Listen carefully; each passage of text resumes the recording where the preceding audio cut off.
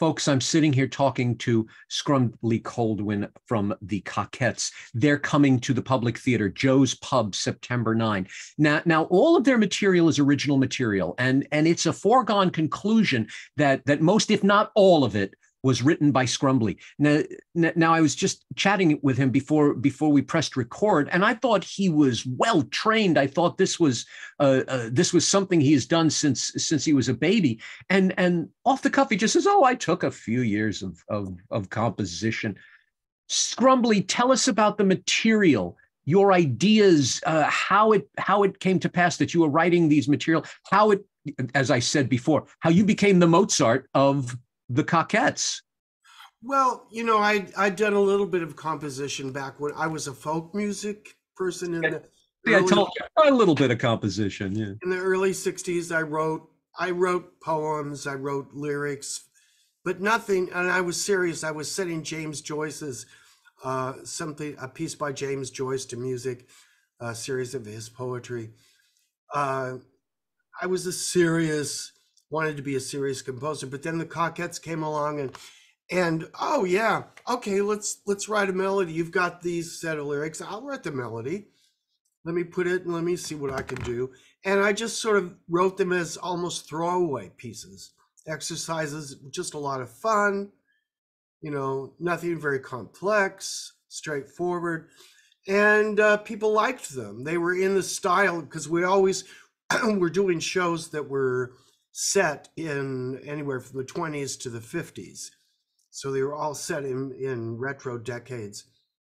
There's the Busby Berkeley influence right there. Right, very much so. Art Deco was our thing.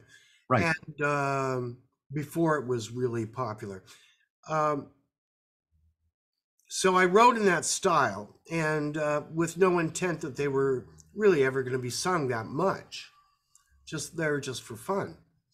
But they seem to stick in people's heads like earworms, and the melodies were catchy. Some of them turned out really nice. You feel like if you just let yourself go, something sort of guides you, something sort of just, it happens for you. It just all comes in. I loved that creative rush that would happen. So I kept doing it. So probably half the material that we were doing at the end of the Cockettes run, the last of which would have been Vice Palace, even though it was a couple months after the official end of the Cockettes. Vice Palace was a vehicle for Divine. And it was a combination. It was Fellini meets Mask of the Red Death. That's the point, the basic plot of that. Brilliant. And Divine, of course, was the hostess of the Villa Divina, where everything occurred. So I wrote a bunch for that show, and I'd written for Pearls Over Shanghai. I'd written songs here and there. And after the Cockettes ended, I kept writing. We did a show with Martin called Ricketts about a department store, the people working at a department store. And I had an act with Pristine Condition that we used to open for. We opened for the New York Dolls and a few other people. And then I had a group in the 80s called the Distractions. So I was doing these other things for a while. But when the film came out, the documentary, Cats, in 2002 or 3, I started thinking about this again. And then we got picked up by a theater company in 2008, approached me, and we started doing reviving Cockettes shows. So was that the Thrill Peddlers? Was that the Thrill Peddlers? That was Thrill Peddlers. Okay. With Russell Blackwood, and he was almost like a second Hibiscus, because he could bring all these people together wonderfully. So I started filling in to take the place of the pre-written of the standards that were often done in those early shows. So that everything was original. So we did a whole bunch. We did a whole bunch of shows, and then we were out of old Cockettes shows to revive, and I wrote a couple more in the same spirit as that. in the same spirit, okay, let's talk about that for a minute. Stan Lee always talks about how when he started working for Marvel Comics, he was writing the Great American Novel. Well, he never got around to finishing it. You said you were in the serious vein, the serious musical vein when this happened, and you said, okay, let me write some fun piece. Yeah.